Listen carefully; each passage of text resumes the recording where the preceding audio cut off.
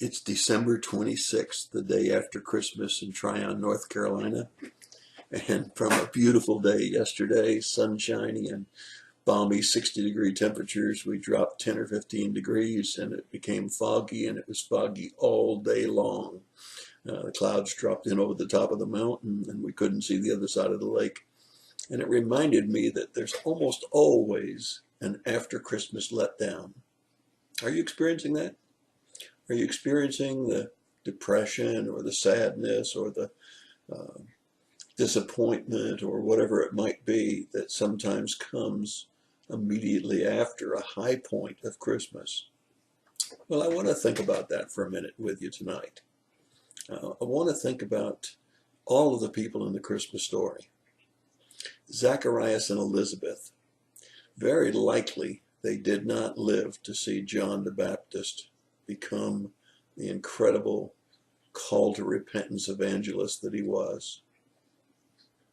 They didn't get to see Jesus as he grew up to be a man and do the miracles that he did.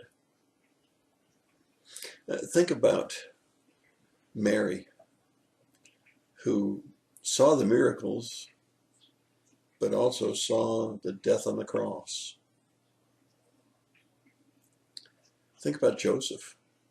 We don't hear much about him after Jesus is born. We don't know if he died in an early age, what happened to him, but he kind of just drifts off the pages of the scriptures.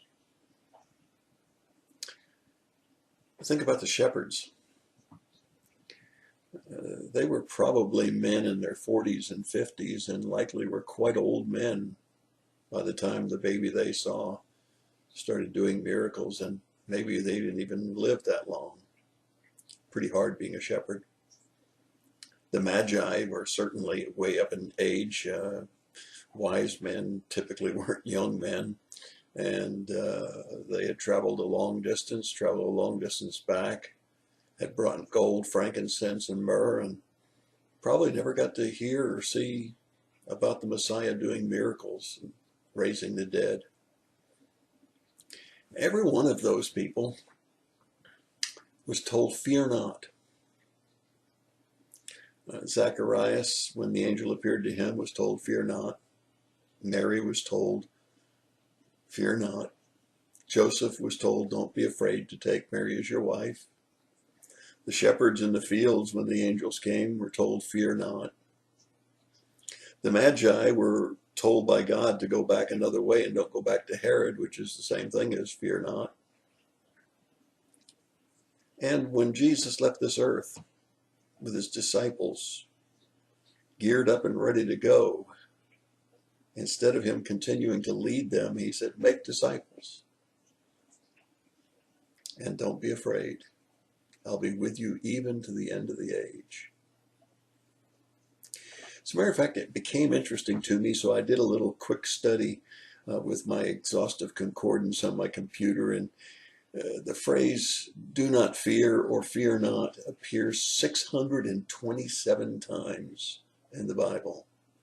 627 times in the Bible.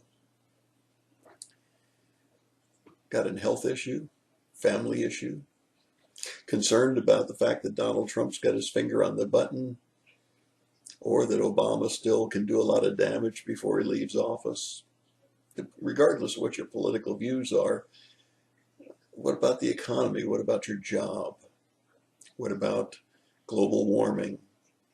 What about the increase in tornadoes and earthquakes and tsunamis and all of those things? 627 times God said, "Fear not." That ought to be encouraging to you. And just as he said to his disciples, "I'll be with you even to the end of the age. Fear not." So if you've got the after Christmas blues, if you feel a letdown in your psyche, fear not. Don't worry about the future. Do what you can, obviously, but don't worry about the future. You can't change it. And if you can, then you do what you can to keep it from happening. But what's going to happen is going to happen. Fear not. He's with us. even to the end of the age. And one day he'll take us home to be with him. That's your thought for the day. I hope it helps you overcome any of the after Christmas blues.